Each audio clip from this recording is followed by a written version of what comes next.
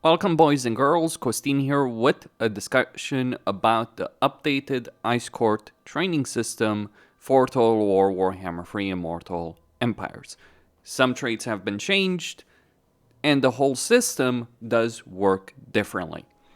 So first and foremost, let's talk about how you gain the slots in order to unlock the Ice Court training system.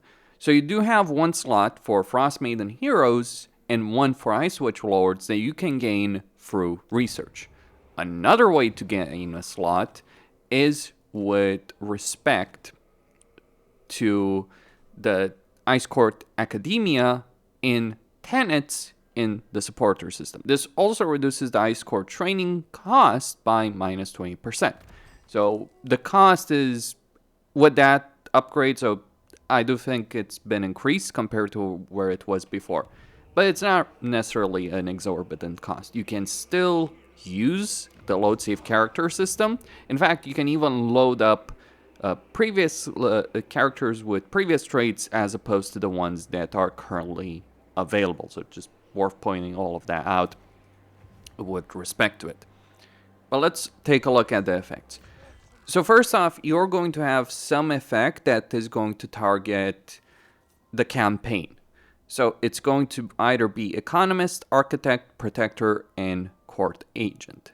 And the way it works is you have 3 sets of choices, one for campaign effects, one for battle, one way or another, and another one that is going to, that's going to affect if we look at things for the army that you're actually leading.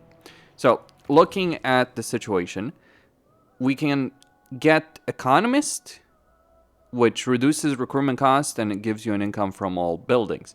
The difference between Frostmaidens and Ice Witch Lords with respect to Economist is for Lords, it's minus 20% recruitment cost for the army. For Frostmaidens, it's 2% recruitment cost, but it's all armies faction-wide, and pretty sure that stacks. Then you have Architect. It's the same effect, but it's just lesser on Frostmaiden. So this gives you 5 growth and 5% construction cost benefit. Whereas with Ice Witch Lords, it's 10 growth, 10% construction cost benefit. They didn't nerf this, but it was ridiculously powerful.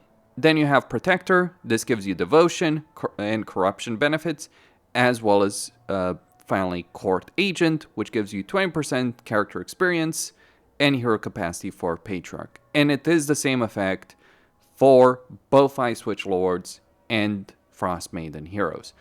For my part, I think there's an argument to be made in favor of Economist. I think there's a very strong argument in favor of Architect.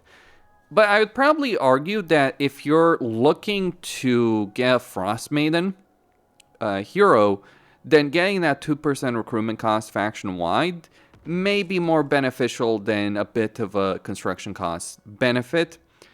However, for Ice Witch Lords, 20% recruitment cost, yeah, can be useful, but so is 10% construction cost in a province which can end up stacking. So that would be my perspective for the campaign benefit.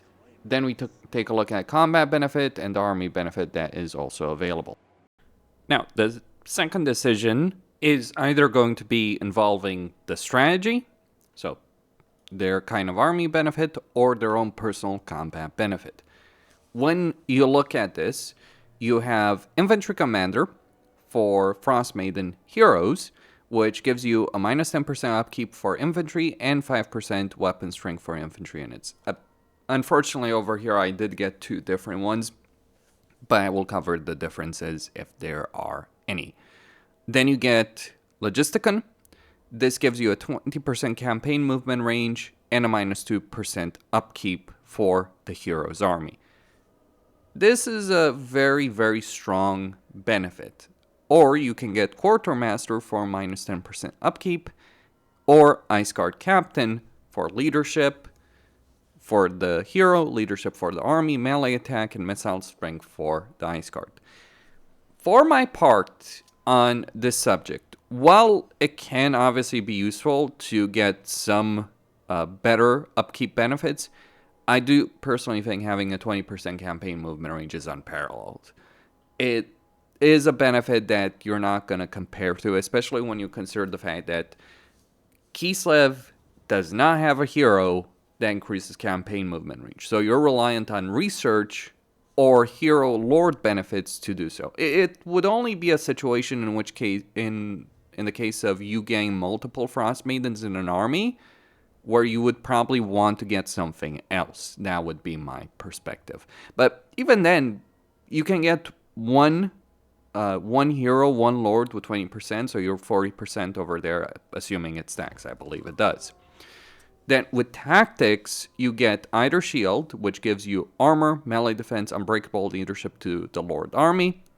Vanguard, which gives you speed, perfect vigor stock, Vanguard deployment. Ice Shard Wielder, which reduces enemy Winds of Magic power reserve capacity, -10, and gives you a cooldown benefit of -10% for spells. Or you can get Glacial Blaster, which gives you magical attacks, Glacial Blast, power reserve capacity, reduces enemy spell resistance, and Winds of Magic cost -4% for all spells. This is the reason why I emphasized in my video on Legendary Lords that Ice Witch Lords are better than Katrin, because Katrin has obviously her own benefit in a lot of different ways, but those benefits do not compare to what a generic Ice Witch Lord can provide. So those are some of the effects over there. And if we look at an Ice Witch Lord, just to point this out, so speed, perfect vigor stock, I went with that over here. But you do have that 20% campaign movement range in this situation right here. I do think, like, maybe I should have read what Glacial Blaster was giving me when I first built that Lord, because, yeah, it was kind of a mistake on my part to go with that as opposed to some more magical benefits, I admit. Like, more durability or speed is all well and useful, but the primary purpose of Ice Witch Lords and heroes and Frost Maiden heroes is obviously to cast spells. And think of this aspect as well with regards to this. This particular ability might just very well stack. So you're looking at not just 10% spell resistance for enemy armies in a local province, assuming it stacks, right? Let's say you have more Ice Witch Lords, that suddenly starts becoming a bit crazy as a benefit. And then we get to the final set of choices. Let's take a look at the difference. So the difference over here of Glacial Blaster between Frost Maiden hero and an Ice Witch, it's like it's less spell resistance being reduced, but it is still 5%. Otherwise, the effect is pretty much the same damn thing, right? So still same power reserved, Winds of Magic, magical attacks, Glacial Blast. Ice Shard Wielder, reducing enemy Winds of Magic power reserved, cooldown, so that's a similar effect. You still gain Unbreakable leadership for the army with regards to that kind of benefit right there. Now, looking at the Ice Guard Captain, so melee attack leadership, that's similar. Quartermaster is similar. Actually, it is higher with infantry command. No, so it's higher with Quartermaster, and I guess the weapon strength is higher. But yeah, from my perspective, in this case, like 20% upkeep can be useful. I'm not gonna lie, but 20% campaign movement range, from my personal perspective, is just the best benefit. And Ice Shard, Ice Shard versus Glacial Blast. I think Glacial Blast is really the way to go.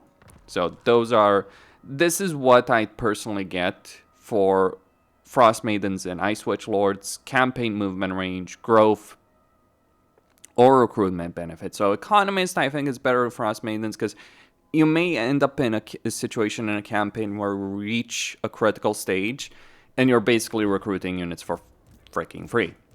That can be exceptionally useful when you are playing a campaign, undeniably so, from my perspective. But let me know what you guys think. The system is substantially better than where it was before. The only reason you would use The only reason you would use the load save character system is very, very early on in a campaign to just get an Ice Witch Lord early on.